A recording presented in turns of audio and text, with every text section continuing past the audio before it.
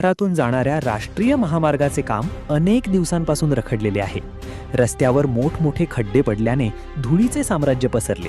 यामुळे व्यापारी वर्ग त्रस्त झाला असून नागरिकांना दररोज वाहतूक कोंडीचा सामना करावा लागत होता.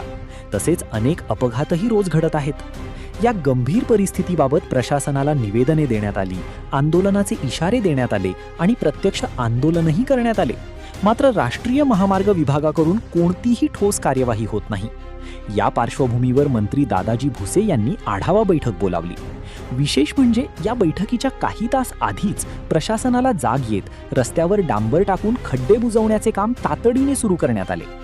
प्रशासनाने आत्तापर्यंत दुर्लक्ष का केले असा सवाल उपस्थित करत नागरिकांनी संताप व्यक्त केला असून अनेक दिवसांपासून काम पूर्ण होईपर्यंत किमान खड्डे बुजवा अशी मागणी करणाऱ्या सर्वसामान्यांकडे प्रशासनाने दुर्लक्ष केल्याची भावना व्यक्त होत आहे.